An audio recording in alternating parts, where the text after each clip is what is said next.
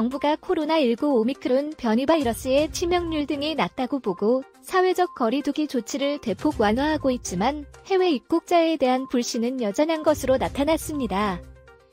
중앙재난안전대책본부의 지난 6일 언론사 대상 브리핑에서 손영래 중수본사회전략반장은 예방접종 완료자에 대한 격리 면제 조치는 시행되었지만 PCR 검사를 요청하는 부분들이나 혹은 예방접종을 완료하지 않은 사람들에 대한 격리 면제 조치는 당분간 계속적으로 유지할 예정이라고 밝혔습니다.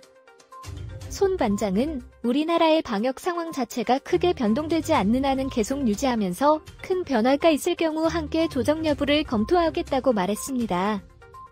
한국국토교통부는 같은 날 국제선 단계적 일상회복 방안 추진한다는 입장을 발표했습니다. 따라서 내국인의 해외 출국은 물론 해외 거주자의 한국 입국도 늘어날 전망입니다. 이런 상황 속에서 PCR 검사 유지는 해외 거주자의 한국 입국은 여전히 어려울 수밖에 없게 됩니다. 또 미접종 어린이, 의학적 소견을 받은 사람들은 입국 이후 7일자 가격리가 면제되지 않고 있는데 이에 대해서도 현 조치를 유지하겠다는 입장입니다. 7일 0시 기준으로 한국의 코로나19 총 누적 확진자 수는 1,477만 8,405명입니다. 이 중 해외 유입은 3만 1,299명입니다.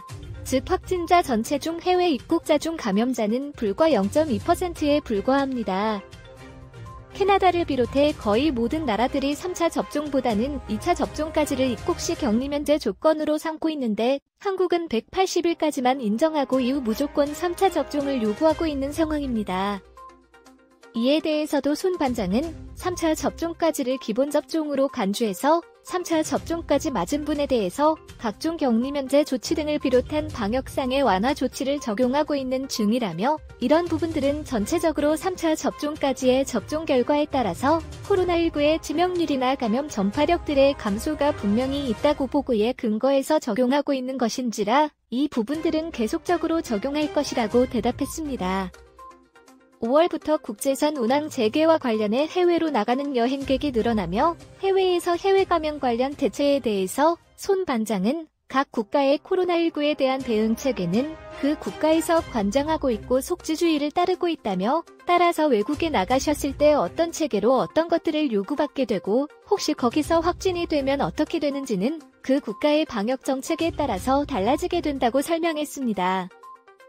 따라서 이 부분들을 일률적으로 저희가 공통원칙이 어떻다고 말씀드릴 수는 없는 상황이고 출국을 하시는 계획이 있는 분들은 출국하는 국가에서 입국 시에 어떤 것들을 요구하는지 혹은 감염이 됐을 때 어떻게 관리되는지 등등을 파악해서 그 부분들을 염두에 두고 출국 계획을 짜셔야 될 것 같다고 답변했습니다.